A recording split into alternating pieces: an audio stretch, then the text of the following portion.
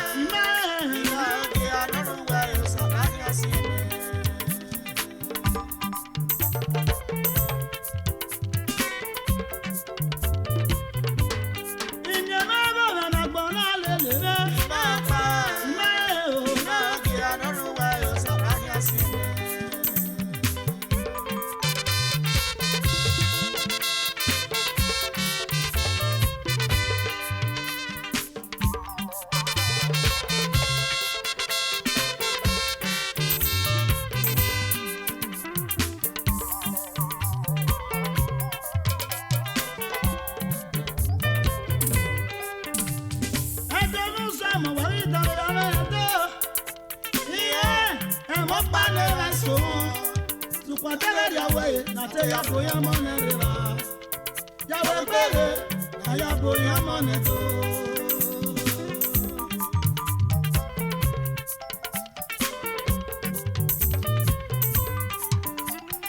adonu so mo wari dan ya reto iye e wa pale reso adere ya we na te ya boya monera Yawe pele na ya boya monezo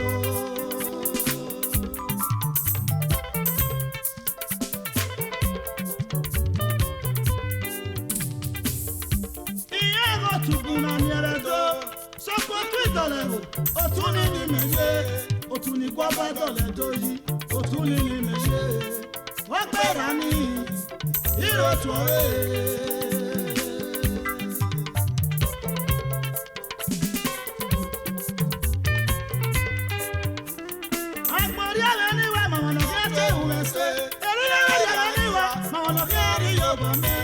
So we are my satiriano, my when you just know Ruda was an aboyeku. O sacha awa.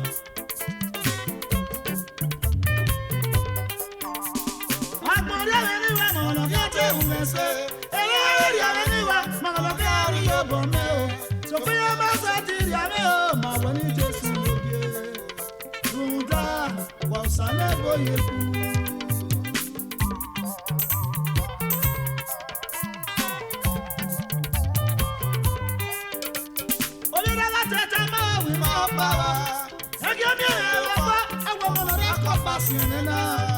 Oríye láti tàmá ìmọ̀ ọ̀pá oríye.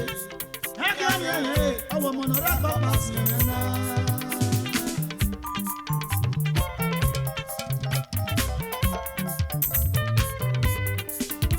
Àwọn sẹ́ni láti tàmá ìmọ̀ ọ̀pá wa.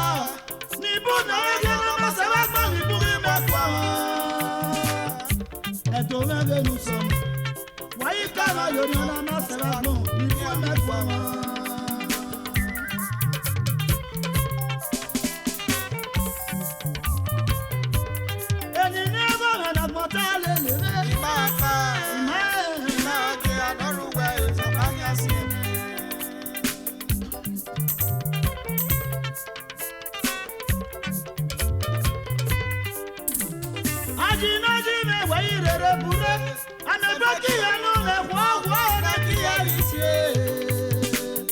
Ni ma se ti se le gbe me o sa kanu no ya se ya me o ma ri mi na fu re bi ko are bi lo ni wa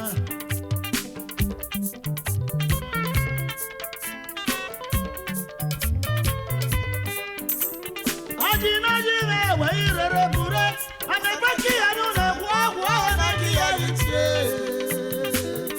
ni ma se ti se no grazie ya me era me olita oyaga so no gbe rara o me so ni o ina we adon no gere mata no edonu so mo wa ya wa we se o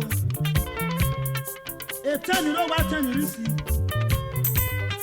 kate ete ya ni la tie me wi an ga gbolita wa ni la so yo ya Waya wa wese Ima ewu aleri na aleri na Idole ma pon waya fe wa wese o Ana eru na ewuye na mana opa ama eva ni wa Supe wani buye le ta ni awe menolita ime iku iyeku oni wa Ina dogre ma kame e ma ya fe ni lati Ke no batie no e bi wu no la que no le tutie wo salo boa wa ya wa wese imawo wa wese o onwe na ri oku onwe na kokude ka na ire ri ede so pole to meji o pole to meji o uboni eyi je gba isa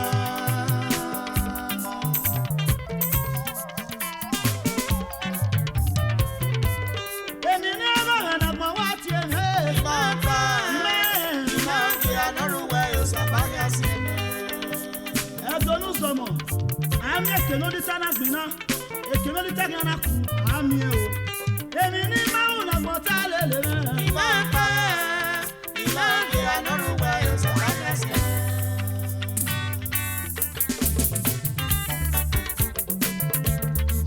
agbora rara mado Yara ti awa bo Yara ti awa una wepe Yara ti awa bo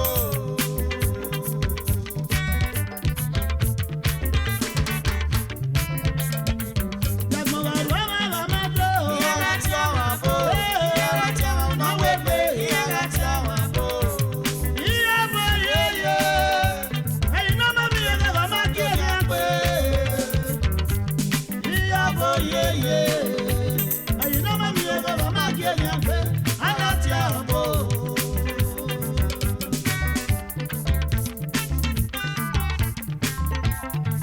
agbora rara mado Yara ti awa bo Yara ti awa una wepe Yara ti awa bo na gbọ́dọ̀ gbogbo ọmọ wù wọ́n sá bọ́wẹ́ kú ọ̀rọ̀ lé mami ẹ̀ na gbọ́dọ̀ lu àwọn ọmọdé wọ́n sọ bọ́wẹ́ kú ọ̀rọ̀ yẹ mami ẹ̀ nára tí ọ̀ bò ẹ̀dùn ní lọ́wọ́ àdùn ní sísì kèríkèrí níyàwó bẹ́ẹ̀ ní kùdàgbọ̀n náà lá o náà yẹ kú ẹ̀ náà ẹ̀dùn lè nà bẹ́ẹ̀ lànà gbé náà lá wò ó ìbí ẹ̀gbọ́n rẹ̀ lọ́wọ́ àwọn ọmọdé. Yara ti awa bo Yara ti awa una wepe Yara ti awa bo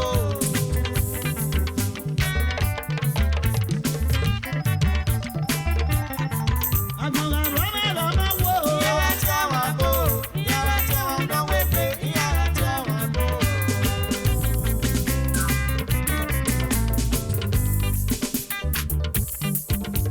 Ìrẹ̀nà òpópó mẹ́, ọ̀dọ̀ parí ẹsẹ̀. Òpó mẹ́rin mẹ́rin ní Gaza dé yéye. Ẹ̀rẹ̀nà kòkó mẹ́ ọdún parí ẹsẹ̀ Abẹ́rẹ́ ọ̀nà rí máa gbé, ìyá yóò parí ẹsẹ̀. Ìwọ́ pa mẹ́rin mẹ́rin ní Gaza dé ẹ̀dọ́. Ẹ̀rẹ̀nà kòkó mẹ́ ọdún parí ẹsẹ̀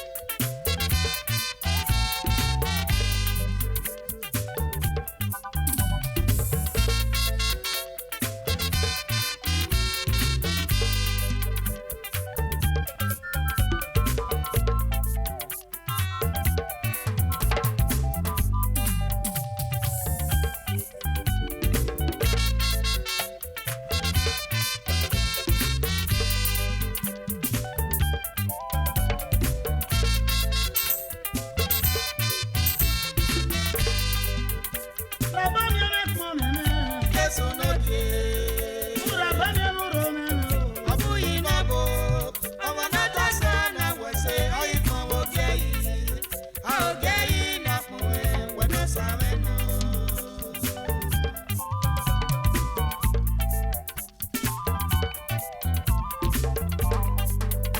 Bàbá mi ò rẹ̀ pọ̀ mẹ́mẹ́ o. Jésù n'oge Bàbá mi ò rọ̀ mẹ́mẹ́.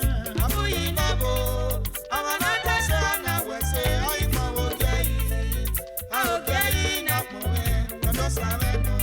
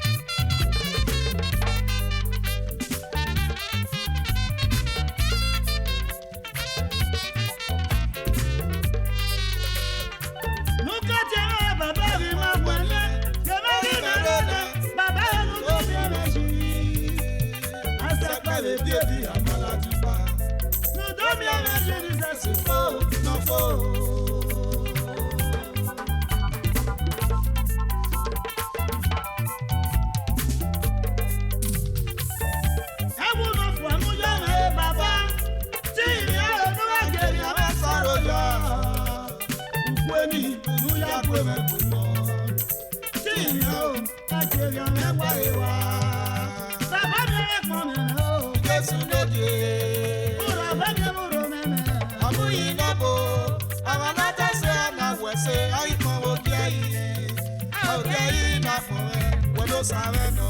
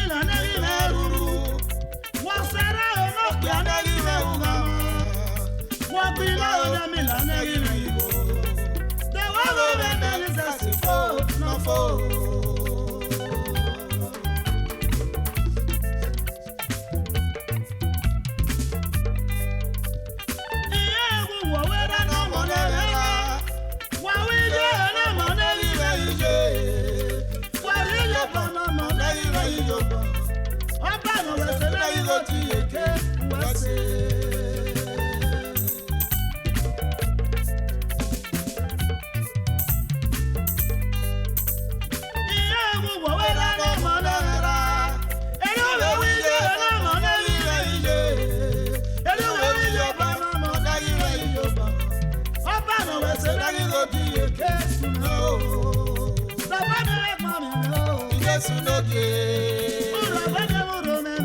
Àmúyí náà bò, àwọn alátàsẹ́ ànáwẹ̀sẹ̀ àìkàn òkè yìí.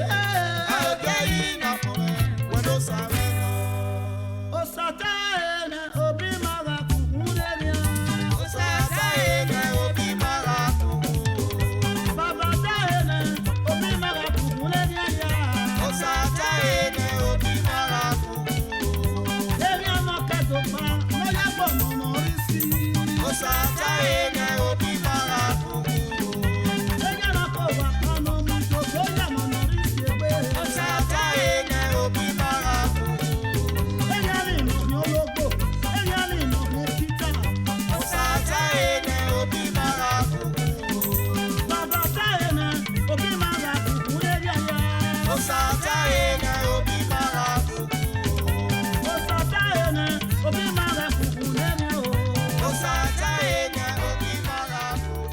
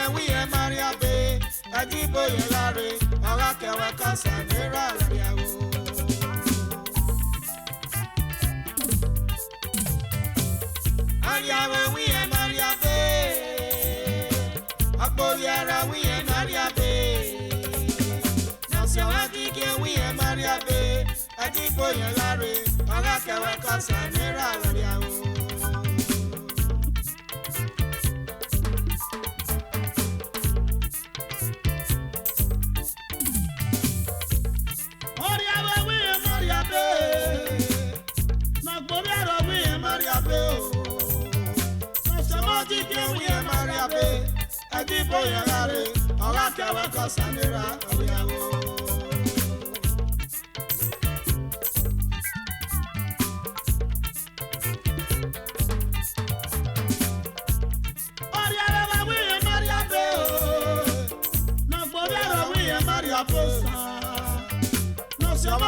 wiye Maria be ati boye ngare oga kewe kosanira oriawo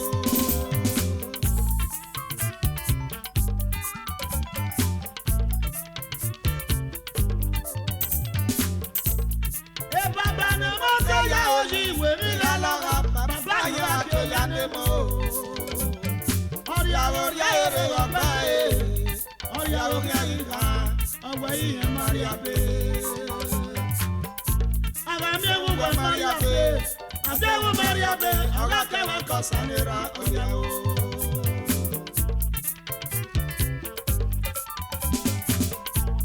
Ije ne mote ya oji, wemi gala ga ije yoga ki oya demo.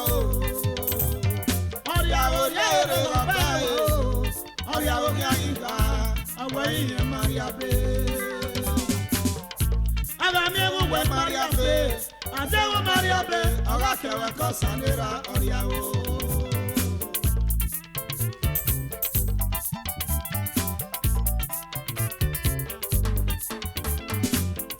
E brother ne tete ya oji, we mi gala brother ne oga ke ya nete o. Oriawo ya ere gobe, oriawo ya ika, awe iye Maria be. Aga mi ewu we Maria be. Adewo Maria be, oga kewe kosanira oriawo.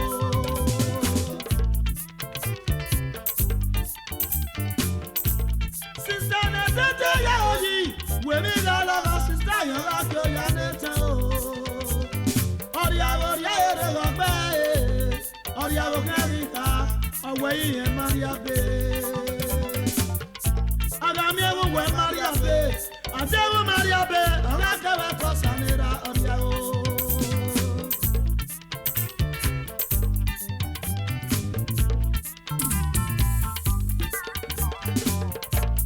Sister ne tete ya oji, we mi gala ga sister yoga ke ya nete.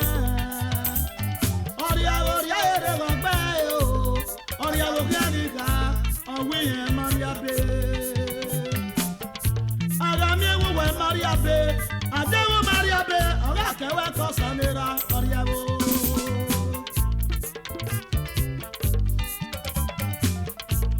Emi ga logo bi oriawo, oriawo ga le yo lere, orion e o ma ri soto. Ona mi ami ga na ya hu sori e ya ka ra bi e oriawo do, ati boye de oriawo.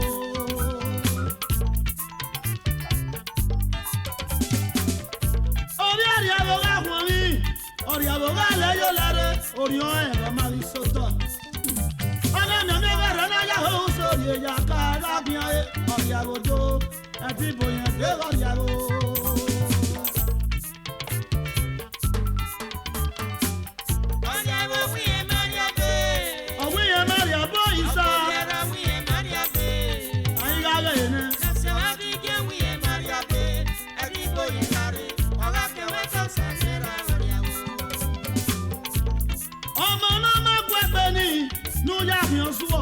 Adibo yen se o goriawo. Una ma gwegbe ni, nu ya rimbe. Adibo yen se o goriawo. Oriawo ga do na ye o, oga gogo, oga gbon ma e. Aga mi ga gbon ma e, ade ga gbon ma e, o sanera me. Oriawo we Maria be o.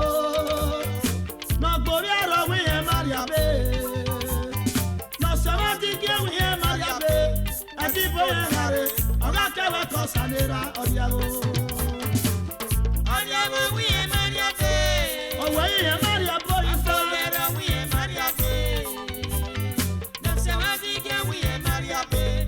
Ati boye ngare. Oga kewe kosanira oriawo. Oga kewe kosanira oriawo. Oga kewe kosanira oriawo. Oga kewe kosanira oriawo. Oga kewe kosanira oriawo. Obi are nu ya o sori e ya ka. Oga kewe kosanira oriawo. Oga kewe kosanira oriawo. Oga kewe kosanira no. Oga kewe kosanira.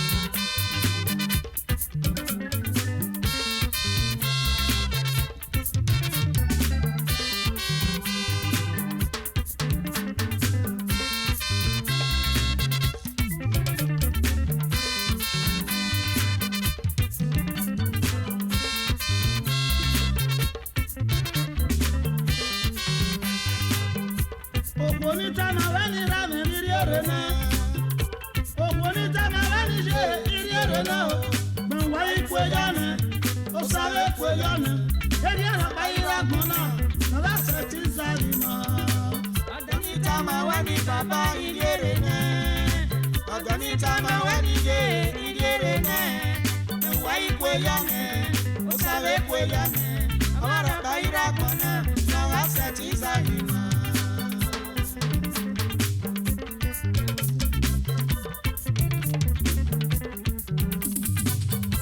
Ọ̀tọ̀ ní tàmà wẹ́ ní ràmì ìdíyèrè náà. Ọ̀tọ̀ ní tàmà wẹ́ ní ṣe ìdíyèrè náà. Ẹ̀wá ìpè yọ̀nà, ó sáré pè yọ̀nà. Ọmọ àràbà ìràgbọ̀n náà lọ́wọ́ àṣẹ tí ń sáyé náà. Onítàmà wẹ́ ní bàbá ìdíyèrè náà. Onítàmà wẹ́ níyè ìdíyèrè náà. Ẹ̀wá ìpè yọ̀nà, ó sáré pè yọ̀nà. Àwọn àràbà ìràgbọ̀n náà lọ́wọ́ àṣẹ tí ń sáyé náà.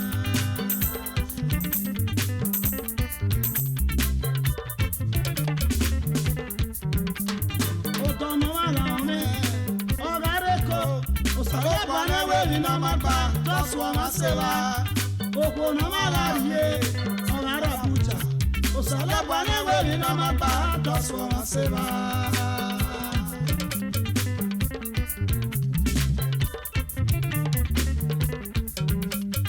Oko na malaye, ọ̀gára wego. Òsàlọ́gbà náwó ni náà máa bá dọ̀sùn wọn ṣe wá.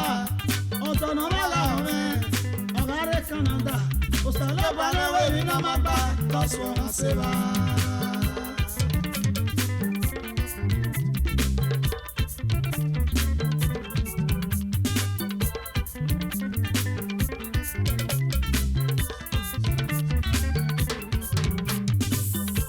Ọ̀tọ̀ ní tàmà wẹ́ ní ràmì ìdíyèrè náà.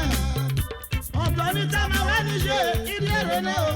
Gbọ̀ngbọ̀n ní pé yọ̀nà, ó sáré pé yọ̀nà. Ọmọ àrọ̀pá ìrọ̀gbọ̀n náà, lọ́wọ́ àṣẹ tí ń sáré mọ́. Ọ̀tọ̀ ní tàmà wẹ́ ní bàbá ìdíyèrè náà. Ọ̀tọ̀ ní tàmà wẹ́ níyè ìdíyèrè náà. Ẹ̀wá ìpè yọ̀nà, ó sáré pè yọ̀nà. Àwọn àràbà ìràgbọ̀n náà lọ́wọ́ àṣẹ tí ń sáyé náà.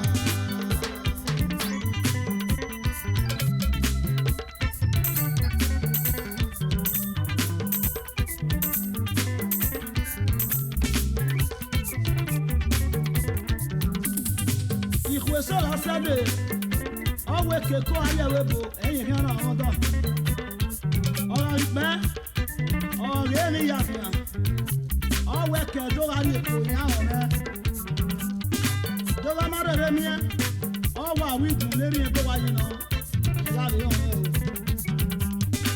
o sọlọ́bù ọ̀tá àìsẹ́ yóò sàbọ̀ yẹlẹ. Oko náà má láàyè ọ̀gára Canada. Òsàlọ́gbà náwó yìí náà máa bá tọ́sọ̀ wọn ṣe wá. Ọ̀tọ̀ náà má la ọ̀rẹ́ ọ̀gára Amẹ́ríkà. Òsàlọ́gbà náwó yìí náà máa bá tọ́sọ̀ wọn ṣe wá.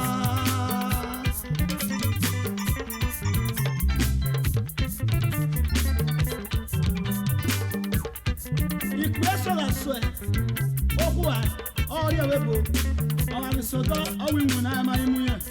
Ẹ̀ kà ẹ̀ tún wẹ̀ ọ̀sẹ̀ mẹ́. Ẹ̀gbọ́n ìbọn owó ọ̀dọ́ yẹ o. Èrí ìgbésọ̀ lè sọ̀tọ̀ à ọ̀gárisọ̀tọ̀ ọ̀wìn wù náà máa ń mú yẹn. Ọmọ bẹ wẹ̀ bọ̀ ẹ̀gbọ́n ìbọn òun bẹ òkú ẹ̀yẹ.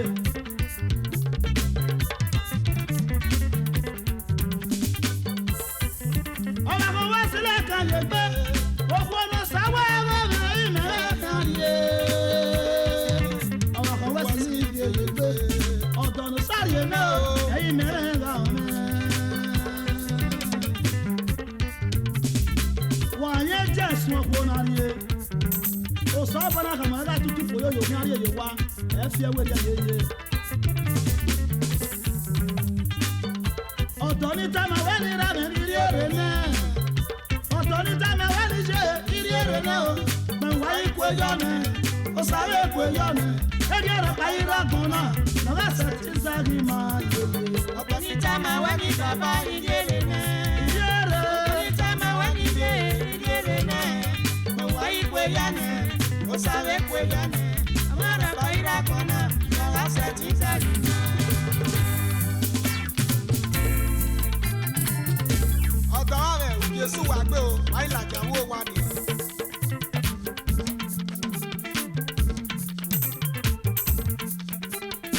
Yàrá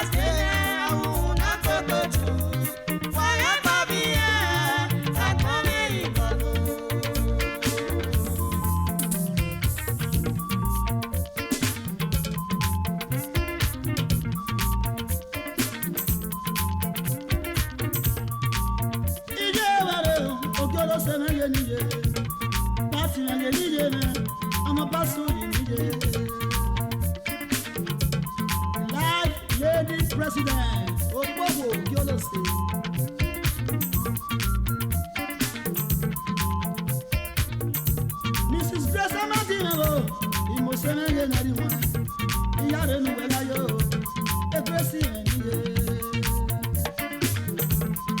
general secretary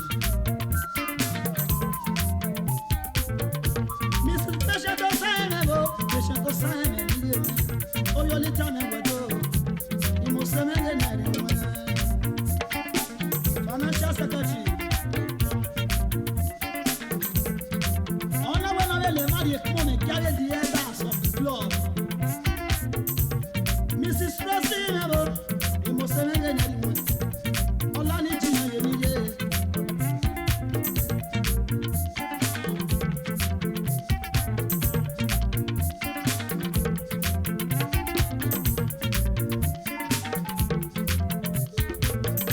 Mrs. Sala Nabo, a boy and a boy and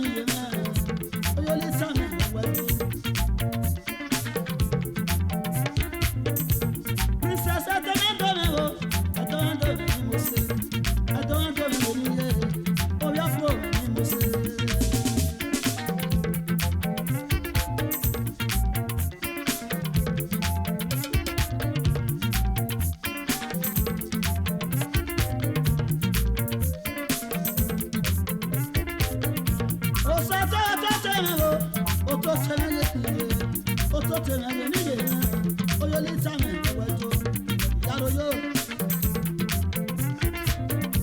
Mrs. Ross,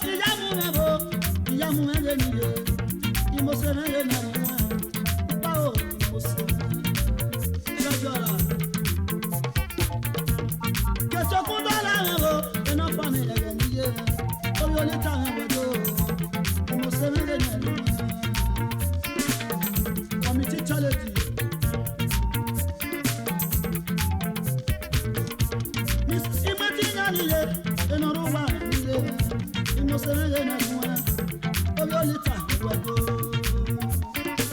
Diaro.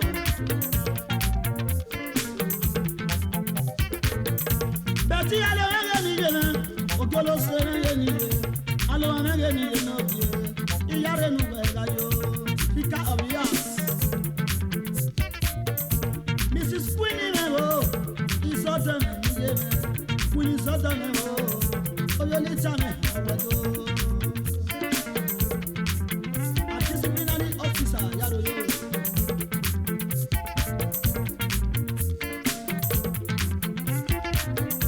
Juliet Oduwarewo, Mrs. Juliet Oduwarewo, Oyolita Mewo, Upa Mose, welfare officer.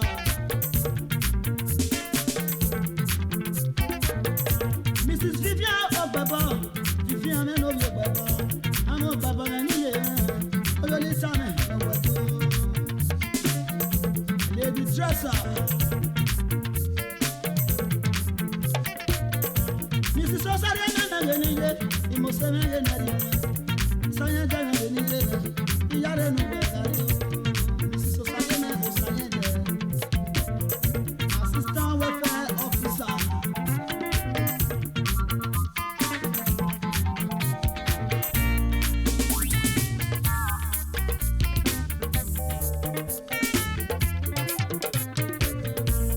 Unity Mothers in a Delaware, and a cocoa.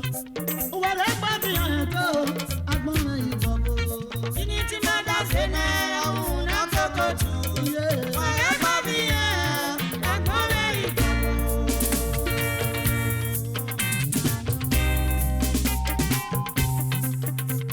I'm a damn one I think I better.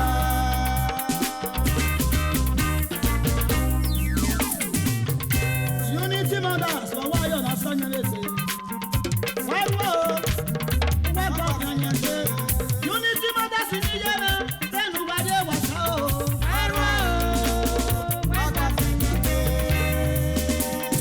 I mean, you was all upon. I mean, you was all your bad joke. I your bad joke. But in any how about you? And no ceremony, you know, you're the driver.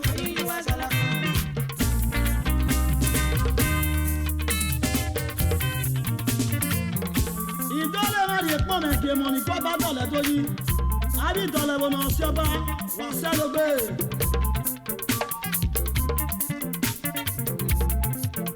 Ina le mari epo me gera noje. But the peace of ambassador Chief Isekure no sagare.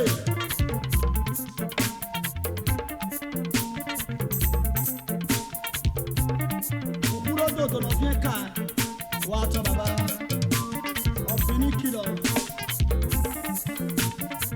Adore jere ina wa igbo ba gbe wonta igi ya yo wa ma we gbe ina.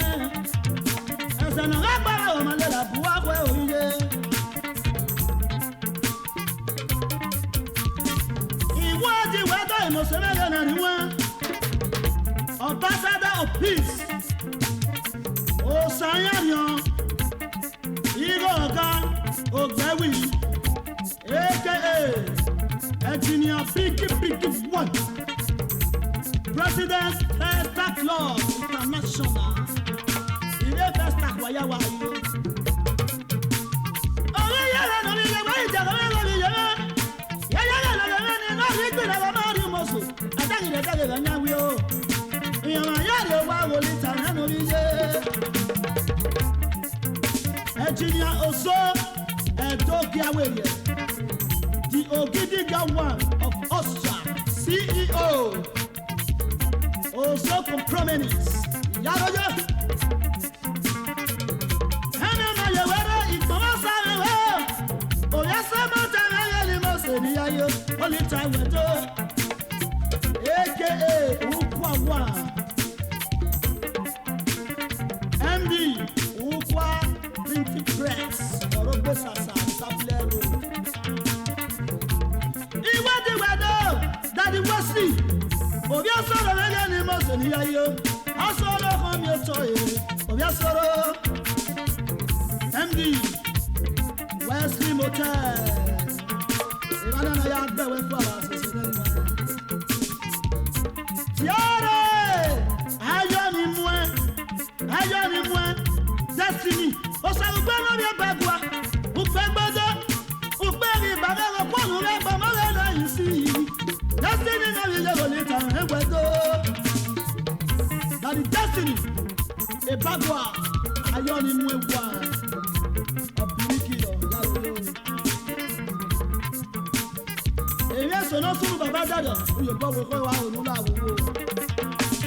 Iwe bi wedo. Chilo sama dinero.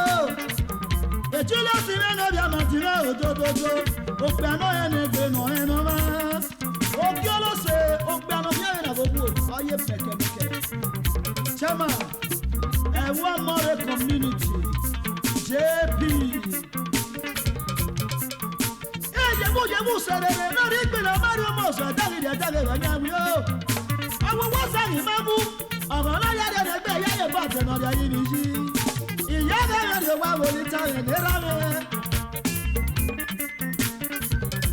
tiare era no gie e tu ne wi e tinya ta ku me o yo ni ta me we to era ni mo se e tinya o ta ku me aka Udosto ona ogba no so ne gbe ye ka so ka ma uji wa ite baba President Ladies Task Force Prince Sonny Okula, MD Infinity Bar, Vice President Ladies Task Club. If you leave this task here, wawa away. Tiare, everyone ni moselewo na ni mo de baya ma ye keni yage. O sakpolo, esayi gere ya ni mo sesayi ge. O sakpolo ya ni mo selewo ni rame, AKA Adolo of a car. MD Adolo guest house, renters, Ewabogu, Wopana, of Webe. Iwadi Wedo, Monte Abu, Abumeyani, Mosenana, Yema, Wemetua, Onita Wedo. Chibo Secretary, Eberoma Iki, I have your one. Monte Abu, MD, Ebika. Evante kwase Obi kwa sara ya ni mo se na ri won. Iya da ni we ba yo e ma si e lori e. AKA Ukwa Nana. MD Ukwa Block Industry. Ana ma ye were. No we we akian o ya ri ade su. Dennis Osaro Ipilowa ya. Esama of Edo Music. Wayo Maya we. Ana ma ye were mo se na na ri we. Ope ana mama e. Ogboro yeke o. Era na mo se na na ri we de ba ya yeke ni lade. Honorable Obosa Osano Toy Chairman Great Pillars Club NFPC Bini Ibana Fiae Il est Great Pillars Wow celebrate Iwadi wado ararogyo Holita wado Imosana na ni wadi oba ya na yekeri ade Comrade Osamuyi Osan Chairman BTD NFPC Benin Depot Ọ̀pọ̀ ẹgbẹ́ bàbá wọ́n kàmí.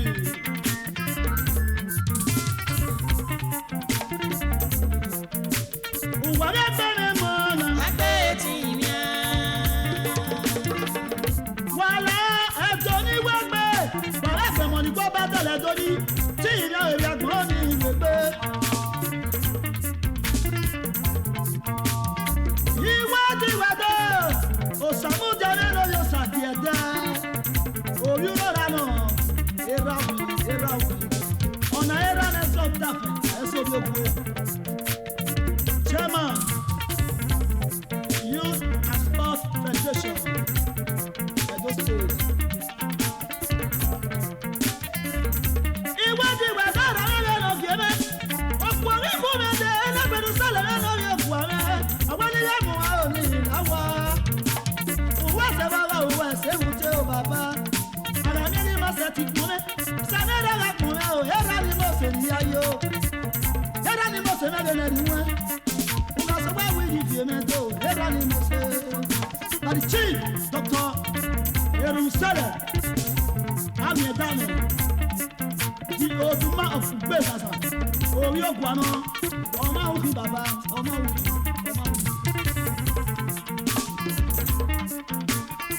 Ìwádìí wẹ́dọ̀ Mr. Clement Enosam Eyeli Moseneri Olita wẹ́dọ̀ AKA No King as God Ọtí Afialele Importer and Exporter Wàyò Enofu Alẹ́ rẹ̀ náà.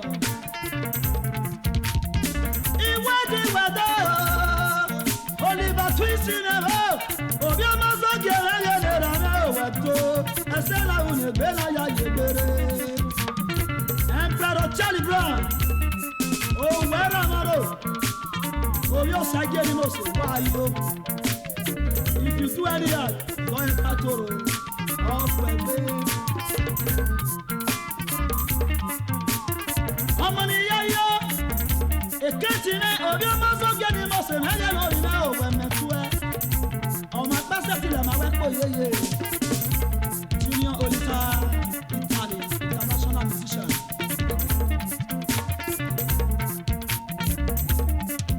Peter nínú ìwà díẹ̀, èèmọ̀ ní búwa náà ní bọ́sẹ̀ ní náà yàrá sí ìwà púpọ̀.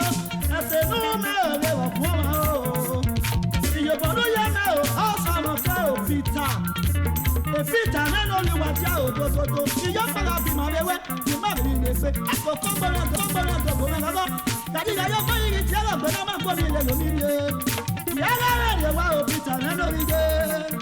Mr. P. Mọ́lẹ́jà Èlú Motors. Ẹ̀wọ́ wọn lórí ẹ̀ Wújí Àpọ̀nayé ọ̀pọ̀ ẹgbẹ́.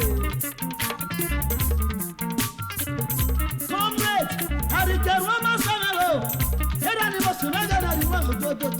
Ọ̀pọ̀ sọ́nà ló lè gbé náà yà yé gbére. Chairman ìfowópamọ́ ìyànú ronú sàn wá tọ́ bàbá. Ìwádìí wẹ̀dọ̀ ìsín ẹgbẹ́ Àsíà òwe ara fún mi. Bobochi, Obia Kalopao, Akawado. On a one of the moment here, the money.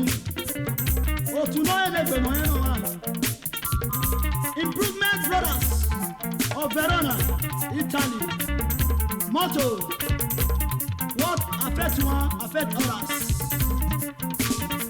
Evania the Golden Mothers Club of Padova, Italy. Nona Lady President, Mrs. Omosefe Osalobonije, aka Mama Dana. International Brothers Club. Motto: improvement. Presido, Mr. Kevin Ijagada, aka Baba Sharia, Wayo of Padova.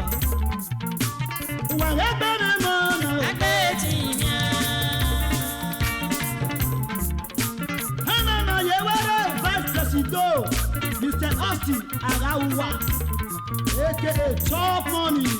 Ironi Walu Esekeniyo. The Economics Club, aka Charity.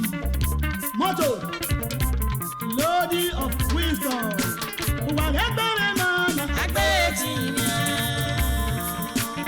Prince of Excellent Club, aka Ambassador of Nature.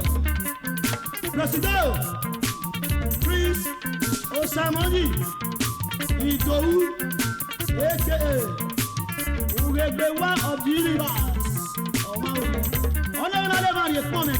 Patron H. Kisley Omokaro Omorose, the Enoge of Orowobi community. Ogiolose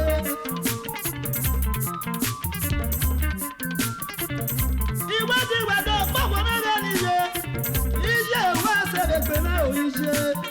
Mrs. Florence Amekonije, Matron Olita, Iye Okeboniyagbomo, Egefarapwaye. My patron, Daddy Edes, Bobo, Baba.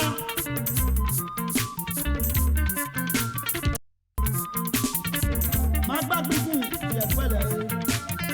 My patron, Edes Bobo. Imami Mama Ebo Dani Kawuwe patron. MD, Bobo Vesta, Azanu Neboyina, or Swabo.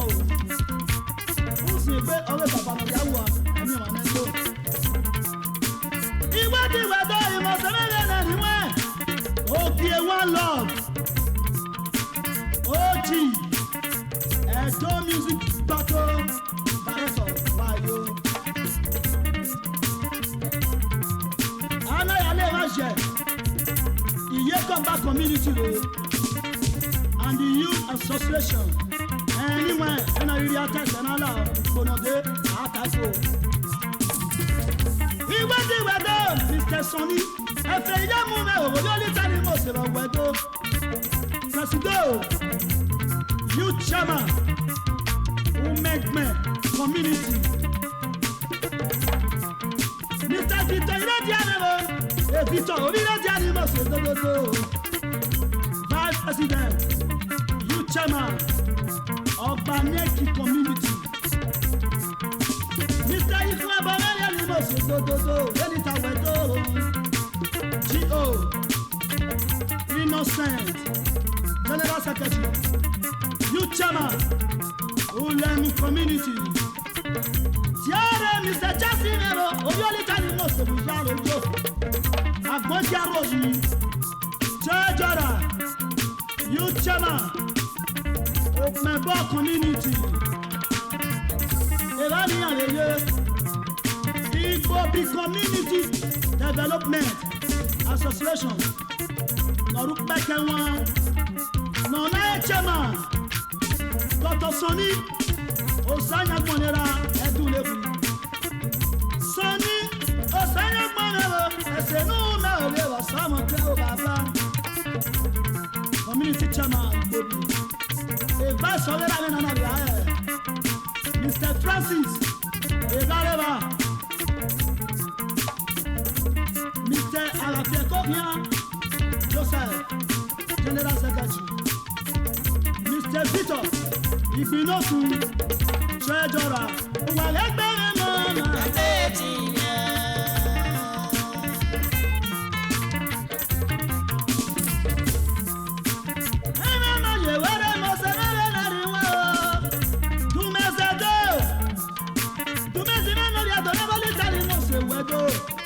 AKA Eru Wala one of Fastada. Numeza donere ni mo se na ruwe, holy jawedo. Tie gume, efosa beke na ni mo so do. Era ze one of your universe. Jawedo. Uwalete